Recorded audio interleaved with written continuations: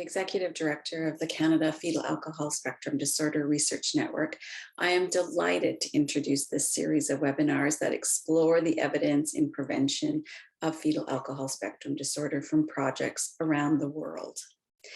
FASD is estimated to impact 4% of the population and higher in areas that have poor social determinants of health.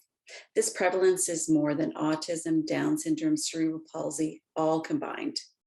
We are beginning to see the many strengths and abilities of individuals with FASD as families and support systems adapt to the diagnosis. However, so many individuals with FASD remain unrecognized and unsupported, which leads to very poor outcomes such as difficulties in school, increased homelessness, mental health issues, incarceration, substance use, parenting challenges, and more. Research is describing these startling poor outcomes, and we hope that encourages governments to become engaged and develop policies to better support this population. CanFASD is a not-for-profit, member-driven network that works to bring groups together to collaborate on research projects in the areas of prevention, interventions, diagnosis, child welfare, and justice. We are most interested in research that will improve the lives of those with FASD.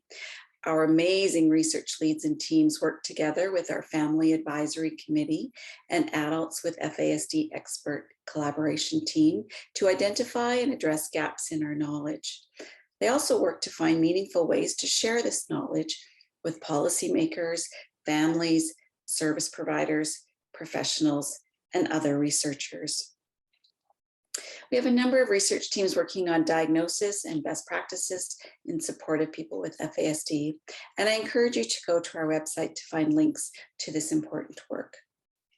Of course, in this webinar series, we're focused on prevention.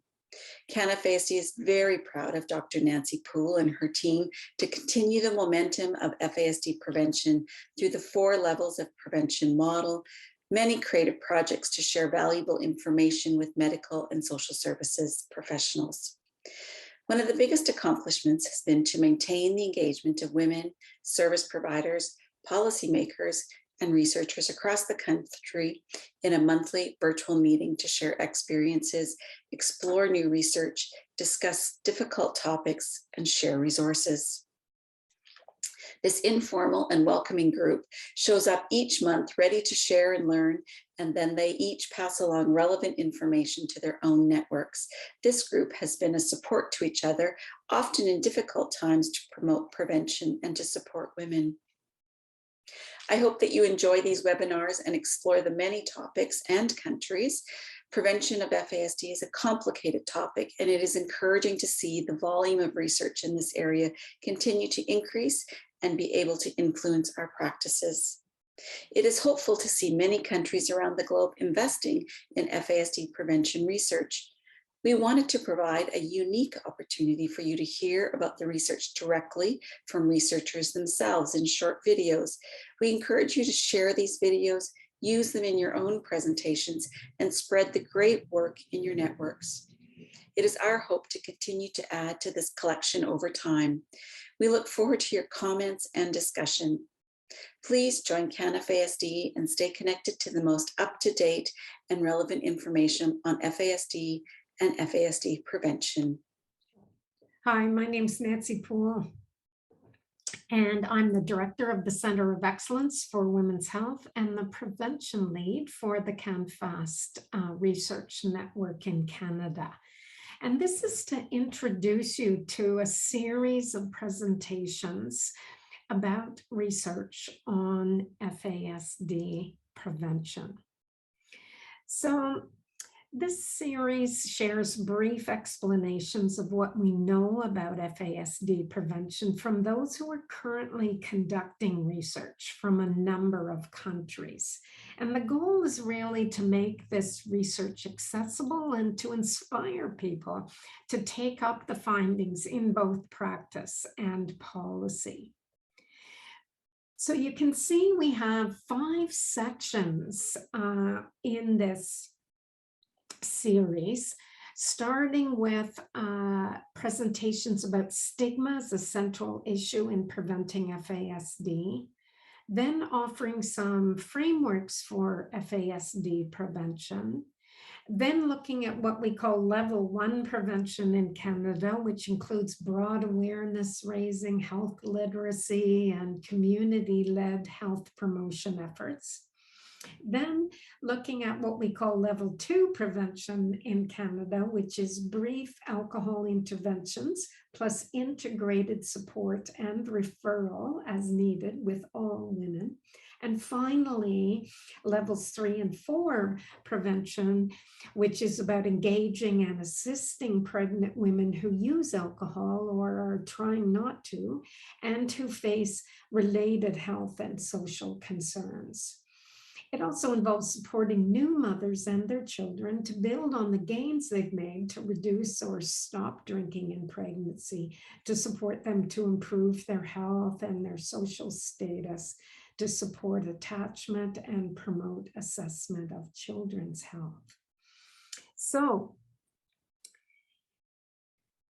over the past decade, the Center of Excellence for Women's Health, with the support of the CanFASD Research Network, has gathered research articles in English about FAS prevention on an annual basis and made it available in an annotated bibliography.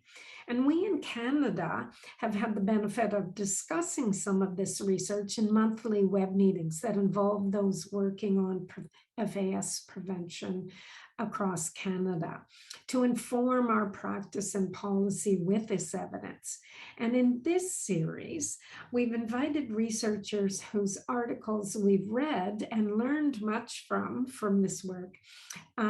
We've invited them to share their research in short video clips in order to make it visible and accessible to a broader group of people from around the world. So the majority of the articles we found over the years focuses on the prevalence of drinking in pregnancy and the risks associated with alcohol use in pregnancy, and a bit less on the interventions with women to prevent FASD. And this has been important, this work on prevalence and influences, because it helps us understand who's at risk and the important topics that we need to engage women on. But in this series, we wanted to bring attention to the research that's emerging that goes beyond, quotes, describing the problem, to research on what we're learning about intervention and support and how we're synthesizing what we now know. The pandemic has meant that we as researchers haven't had the opportunity to discuss our research with each other in person.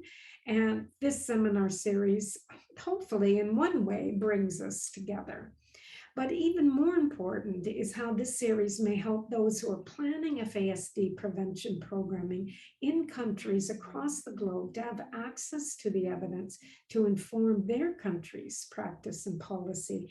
And we hope that having researchers describe their research in this virtual way makes the research more accessible. So we've organized the research according to Canada's multi-level model of FASD prevention, which includes the all-important awareness building and health promotion and community development efforts, then the work on screening, brief intervention, and referral with all women of childbearing years and the people who are important in their lives. And then the level that really reaches and touches those pregnant women who have alcohol problems and a range of other health and social problems that are burdening them. And then finally, the work with women in the postpartum period and the work in that period, especially with both mothers and children, so that mothers are further supported and the kids get assessed and have a good experience with early intervention and attachment efforts. And we are not touching as much about the supportive policy part in this in these series, but many of the researchers do mention it as a part of the work. But of course, it's important to mention that it's not only about researchers, the FASD prevention area. And while we're focusing on the developments in research in this seminar series, we recognize that FASD prevention is built upon the work of people in all these quadrants: health system policy, analysts, planners and makers, decision makers, practitioners, service providers, Indigenous knowledge keepers working in Indigenous communities, and those with the health issues, and the community advocates working with them. So while we're focusing on the research, we really recognize that it's the collective efforts of all the people in all these quadrants that makes FASD prevention work. So, and many of the researchers describe the importance of service providers, policy developers, and people with lived experience in the research. And we certainly want to make that really well understood. And clearly, you know, while the majority of the research we gathered about FASD prevention addresses risk factors and influences on women's drinking, this series is centered not on these influences, but is instead concerned with what we do with the information, how we translate it into effective prevention programming and policy. But it's, of course, important to stress that FASD prevention needs to have a much broader focus than alcohol consumption alone to address these proximal and distal influences on women's drinking and health. And while this research profiles the research and not the experience of being pregnant and reducing and stopping alcohol use, we want to highlight that women's voices are central in many of the studies, and that is so critical to practice and policy. And here we offer a few ideas from women gathered in a study about pregnancy and substance use that highlights what we need to do in FASD prevention, i.e., not assume that women are not trying or that they've chosen the challenges they face, that we need to be supportive and get behind women and beside women. And we need to listen and be curious about what might work for women, not judging, but instead caring. So as a summary, again, the series involves these 5 sections about stigma, frameworks, awareness raising, brief intervention, and then more comprehensive, holistic support. So I hope you enjoy and really take inspiration from the work of these researchers. So the first section is we're calling destigmatizing considerations. And in this section of the seminar series, we hear from 2 researchers about the effects of stigma and ideas from research participants about how to address stigma. Good morning. My name is Pat Corrigan, and I'm a psychology professor at the Illinois Institute of Technology in Chicago. I'm also a principal investigator of the National Consortium on Stigma and Empowerment in the U.S.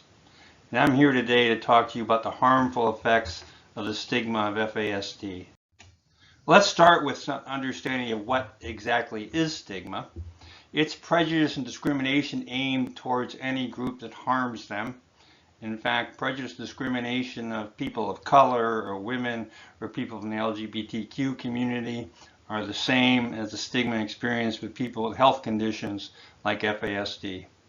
And what we need to distinguish is between the public stigma, the impact on the individual when the public agrees with the stereotypes and tries to discriminate against them, and the self-stigma, what happens when the person with FASD internalizes it upon herself.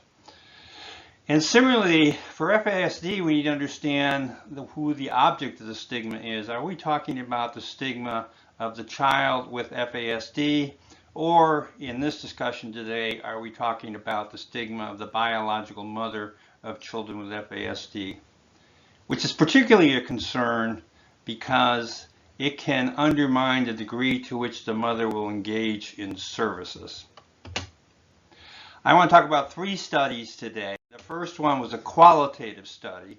It's a study of 20 adults with FASD. The group included biological moms and our interest in pediatric health providers, a subgroup of them. And we found 2 things. One is we found stereotypes about mothers, the different degrees, the different statements about mothers that are held in the general population. And 2 is how this translates into discrimination from healthcare providers. So what stereotypes do we hear about mothers? We hear they're child abusers, or they're in denial, or they're secretive, or they don't care about their child. They should be guilty. They're ignorant. They're addicts.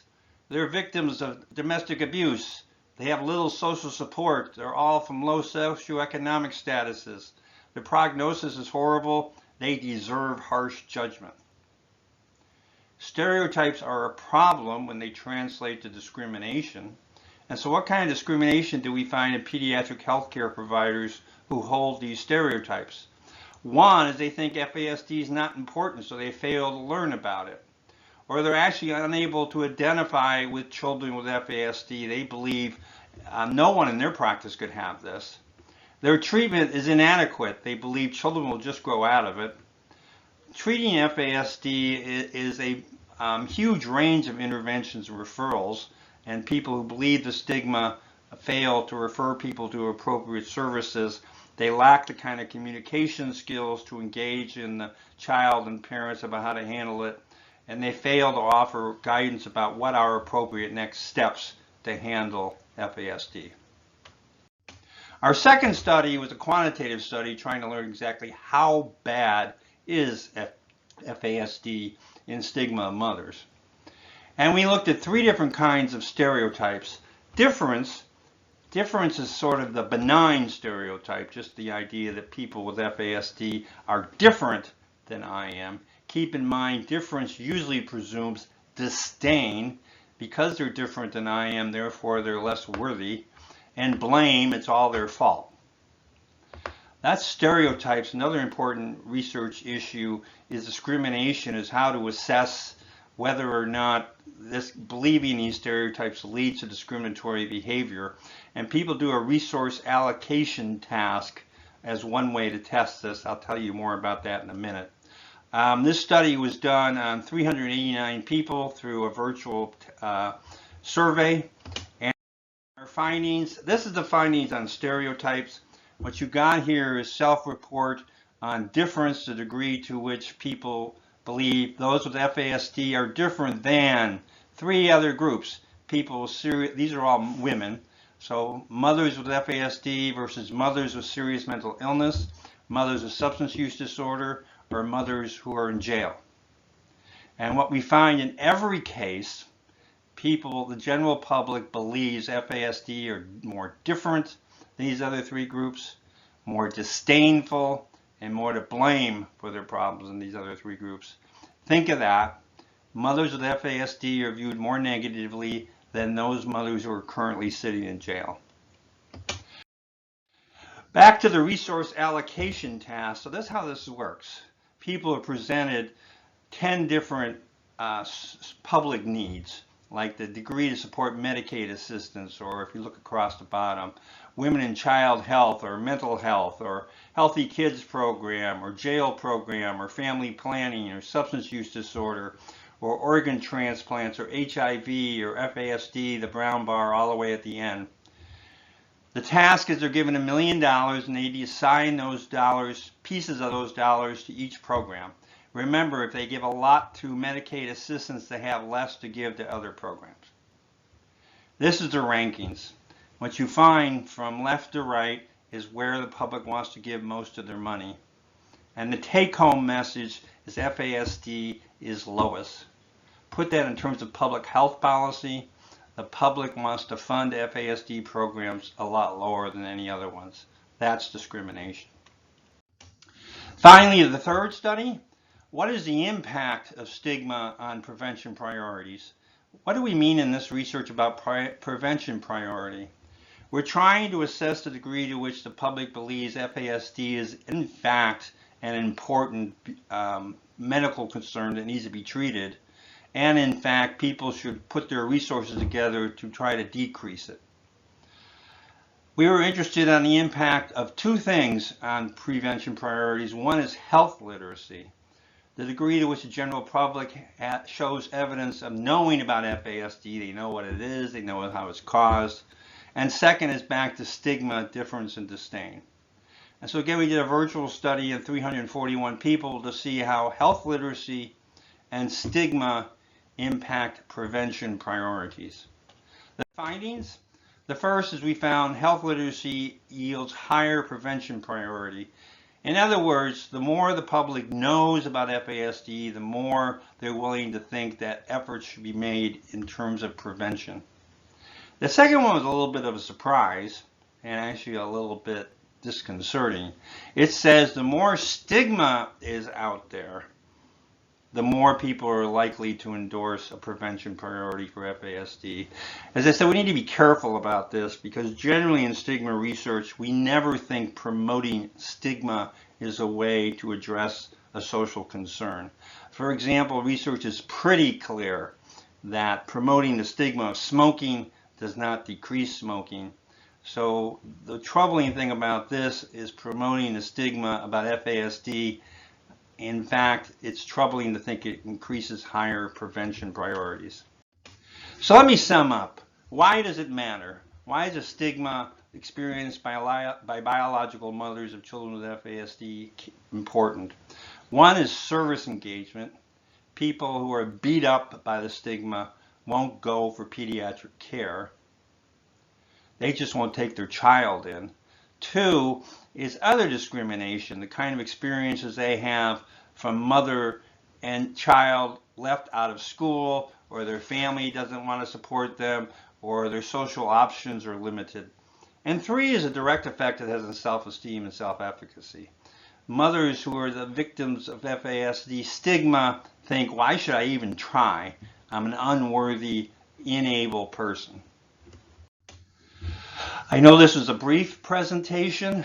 To remind you, this is contact information for me. I'm quite open to discussing this anymore. In addition, you have references from the 3 studies I presented. Thank you for your time. Stay in touch. Hi, everyone. My name is John Aspler, and I'm really excited to be here today to talk to you a little bit about my work, which focuses on FASD and stigma, primarily in Canadian news coverage. And while my work doesn't directly address questions of effective prevention, I think that it does raise some important questions and considerations when we're thinking about the ethical challenges and the social context associated with prevention. So, just to give you a quick overview of my research projects, the first one really focused on this question of what information is actually presented to Canadians about FASD, alcohol, and pregnancy. And then the second project took the results of that media analysis and asked key FASD stakeholders what they thought about that coverage. And ultimately, hopefully that's led us to some conclusions about what we should do about any challenging or problematic ways we talk about FASD, alcohol, and pregnancy. But again, because this series of webinars is focused on the question of prevention specifically, I'm going to be narrowing my presentation of this work to really only talk about women consuming alcohol during pregnancy or birth mothers of people with FASD. And the place that I really want to start this conversation is by thinking about how a diagnosis of FASD doesn't just affect the person with the diagnosis.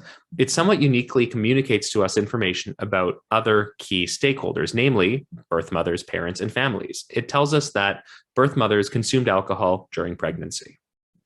And that is something that is extremely, extremely taboo and stigmatized. And that's what I really want to talk about today. So just to give you quick background on why this work is important and why we did this work, primarily it's because media, whether it's television, whether it's news, reflects and also impacts our understanding of the world around us. And our main concerns were how people are perceived, so in this case, women consuming alcohol during pregnancy, and how those perceptions shape the way that they are treated. And ultimately, this is a project, and my work focuses on questions about which stories we actually choose to tell or not to tell, and how that can inform the way that particular groups of women consuming alcohol during pregnancy, might be treated, how they might be stigmatized. And while I'm not going to go much into the theory of stigma, I do just want to say that the way that I conceive of stigma is as a process that includes a number of different elements. And in this presentation, I'm going to be focusing specifically down on the question of stereotyping. So what did we do? I mentioned that the very first project we conducted was a media content analysis. So we took a sample and we identified about 400 articles, from which we retained 286 for analysis, published between 2002 and 2015 in the top 10 or in 10 of the top English Canadian newspapers. And we identified a number of key themes and ultimately published 2 papers that were focused on a number of challenges. The first set of challenges had to do with science and health communication, and the second set of challenges had to do with human interest stories, or perhaps rather the way that different groups of people are talked about. How do we tell the stories of people with FASD or of women consuming alcohol during pregnancy? And again, while there are a number of different findings that relate to people with FASD specifically, I wanted to focus down on the final point in each of these papers, the question of context and the question of the expectations we have of women, and in particular of mothers.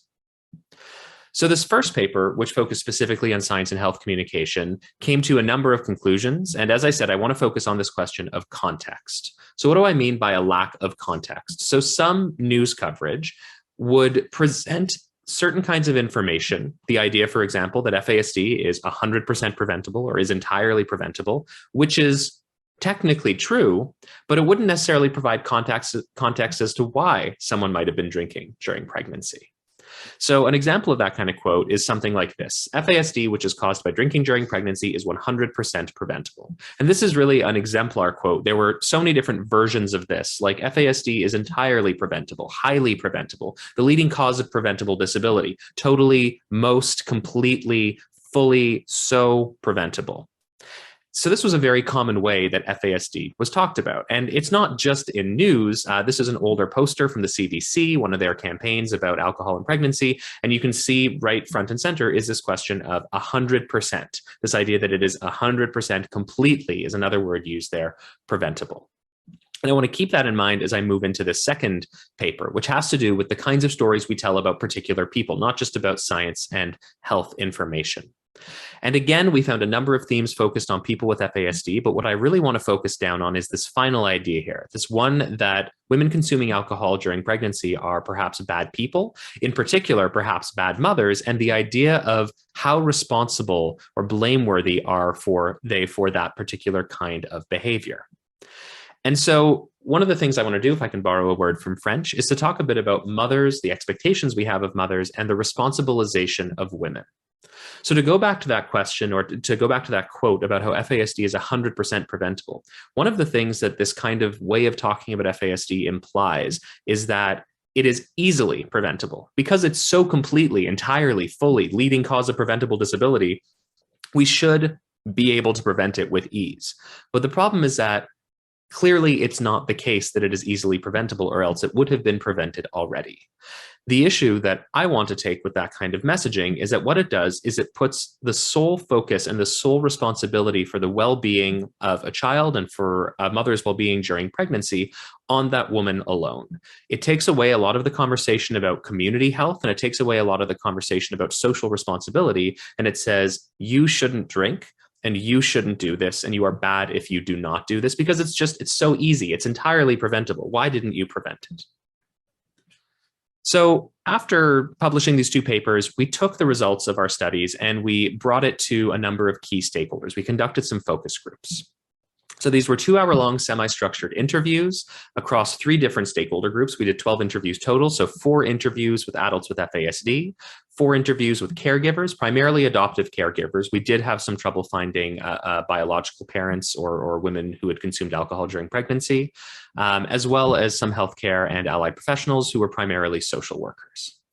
And there were a number of different areas that our data pointed to for analysis. There was lived experience that we needed to look at. There was the impact of the diagnostic label of FASD for good and for bad for different stakeholders, including, again, biological mothers or women who've consumed alcohol during pregnancy. Stereotypes, which is what I'm going to focus on, and then our participants' reactions to media coverage like those quotes saying that FASD is entirely preventable.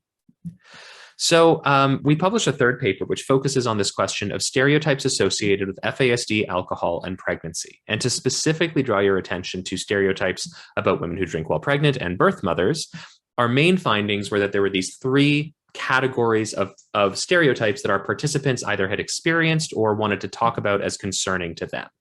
This included assumptions about the kind of person who consumes alcohol during pregnancy. So someone who is challenged by substance use, someone who is low income, uneducated, a teenager, indigenous. These are the kinds of people that someone might stereotypically and incorrectly understand to be the only people who have children with FASD or who are consuming alcohol while pregnant.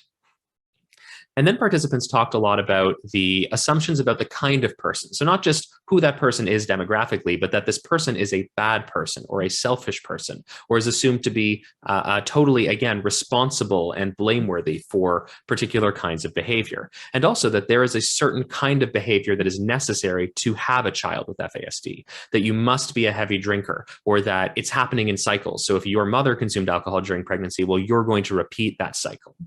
So these were the kinds of stereotypes that our participants had experienced or presented to us as concerning to them. And one of the ways that the stereotypes concerned them was in the potential impact that these stereotypes could have on people who don't fit these demographic assumptions. So people who aren't low income or uneducated or indigenous might see the kind of conversations we have about FASD in society and might say, well, that can't happen to me. I'm not that kind of a person. And that's the kind of thing that some of our participants talked about. If you're not a Native person, then it's like, oh, you can't have FASD, which is not true at all. And that prevents them from getting help. And this is how this particular challenge associated with stereotypes relates back to this question of prevention. Because if the conversations we have around prevention are saying, this is the kind of person we assume is going to have FASD or is going to have a child with FASD, and there's some evidence that it's not just, of course, in media stereotypes, but in the way that we conduct research, the kinds of people that we assume need to be in these research projects are sometimes overemphasized as it being indigenous, for example, and underemphasized from other communities. So these kinds of assumptions inform everything from public attitudes to the research we're conducting itself.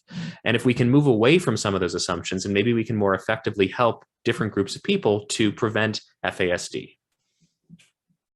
So what should we do about it? Now what I want to do is turn to this final section, this reactions to media bubble at the bottom there, and really talk about, again, specifically this question or this quote of how FASD is 100% preventable or how FASD is entirely preventable. So one of the ways the participants reacted to this idea was by talking about the problem of a lack of context, the fact that we aren't necessarily talking about why the drinking is happening. So one healthcare professional raises that question explicitly, but why are people drinking? And then a parent, or I should say rather a person with FASD also raised the idea that the things that need to be fixed aren't just the women drinking, right? It's like preventing abuse of women, preventing situations where they feel they cannot escape and turn to alcohol as a release. There's a lot of different reasons why women would choose to drink. So this person is broadening the scope from saying that it's not just about telling someone don't drink, it's about thinking about the broader context of drinking when we're talking about prevention. How can we help people? How can we build resilience, or how can we promote and encourage a positive environment for everyone to get the help that they need should they need certain kinds of help? And one of the ways that this conversation turned or oriented itself toward was this problem of stigma. So here's a healthcare professional saying in their own professional experience, they realized that the negative social connotation and blaming of moms and families by saying that something is entirely preventable is oversimplified and can blame and shame people. I've stopped using the word, and that's specifically the word entirely preventable.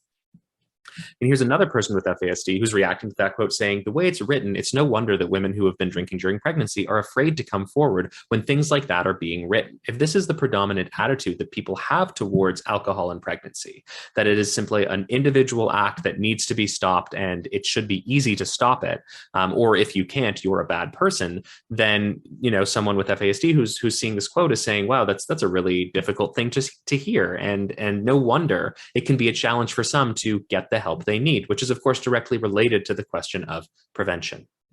And this is where some of the solutions by our participants were raised. So some participants started talking about social responsibility. This adult with FASD said it's entirely preventable should a woman drink while she's pregnant, right? But that's a huge thing to ask in a society that's alcohol-based. While there's violence in families, while there are addictions, very few supports, I think it puts a whole lot of pressure on one group, women who are pregnant. And I think that comes right back to that question of responsibilization. And that's where some healthcare professionals said, but if as a society we're not going to support pregnant women, then we can't say it's entirely preventable. Society has a responsibility to play a role here. And so the kinds of recommendations that our participants had for how we ought to talk more effectively, more ethically, more considerately, more sensitively about FASD, alcohol, and pregnancy can be broken down into a few key ideas. The first is to communicate hope. For example, here's a healthcare professional who said, I think the message of hope is critical. And we were talking about the way to talk about people with FASD in particular, but this message extended to how we talk about alcohol consumption and pregnancy, and of course, the outcomes for children with FASD. Because if one of the things we say is that FASD is entirely preventable and people with FASD have a truly horrendous time of it, and you've ruined their lives, or you've created these victims of them, which is a narrative that was strongly rejected by our participants, including adults with FASD. If that's the message you're communicating, then no wonder we would understand a woman drinking during pregnancy as a terrible person, if that is the outcome and if that is the intention. But of course, it's not the intention. And of course, people with FASD have lots of strengths and can be successful. And that message of hope is important for everyone, including for birth mothers or women consuming alcohol during pregnancy, when we need to consider questions of guilt that some might be feeling. Another key idea was the importance of inclusion, including people with FASD, including birth mothers in conversations about them, to ensure that we're not just saying things about how it's 100% preventable. We're actually talking to someone and finding out why it wasn't preventable in their case. This is a quote from a person with FASD saying, we take kids like us and speak about it. The third idea, educate, has to do with engaging in, for example, school systems. So maybe it has to be part of our education system. A lot of people were talking about sex ed, how even in elementary school, we need to start talking about alcohol and pregnancy with kids, and not just with girls, but of course with boys as well, with children of all genders, to ensure that everyone understands what alcohol and pregnancy means as part of that sex education conversation. And then finally, there was another key point that was made. If we think back to that idea of social responsibility about community, the idea that it shouldn't just be individual blame, shame focused messaging, responsibilizing messaging. It ought to be community focused messaging. So one participant said something like, maybe something like support your partner. You know, she's not drinking, you don't drink either. And that is the kind of suggestion that did come up a number of times in our conversations. And that, although I haven't talked at all about public health evidence and the efficacy or perhaps different kinds of efficacies for, say, warning labels, one of the kinds of areas that I think you probably all know is showing a lot of promise when it comes to prevention is community-driven programs, in particular community-led programs in Indigenous communities in Canada. So these ideas about ensuring that we have community-focused messaging or family-focused messaging rather than individual women-focused messaging is perhaps a promising one when thinking about how to avoid stigma and also promote prevention going forward. So what I'd like to leave you with, again, is just this idea that when you're thinking about FASD prevention, consider social contexts. Why might someone be drinking? Ethical challenges, and also the lived experiences of the people that you're trying to support. Thank you very much for your time. So some thoughts about this research about the importance of understanding and addressing stigma in FASD prevention efforts. Dr. Corrigan from the US talked about the harmful effects of the stigma of FASD. And, you know, he really shows well just how very negatively mothers who have FASD are viewed, and the importance of us thinking about how we mitigate that. And he really discusses how stigma affects mothers' service engagement, how it can create marginalization, and really affect the kind of self-esteem and self-efficacy that's required in order to actually take the steps going forward. And Dr. Aspler's research identifies how we need to counteract stereotypes of women who drink in pregnancy. And it is kind of interesting the way he grouped them into demographic assumptions that are stereotypes, that it's only women with low income who drink in pregnancy, or character assumptions that it's only women who are really selfish about themselves and who drink in pregnancy. And the third one being the assumptions about behavior, that it's only women who drink heavily who have children who are affected.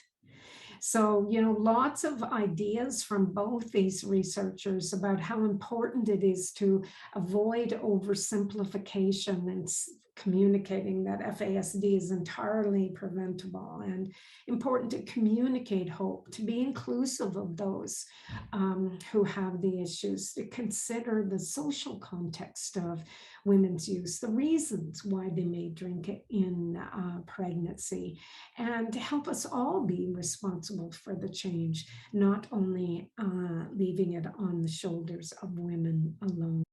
So if you're interested in discussing the implications for practice and policy of this research, you're welcome to contact the researchers who presented, and they gave links to them, to connect with me, the prevention lead with the CanFASD Research Network, or more generally with the network email address.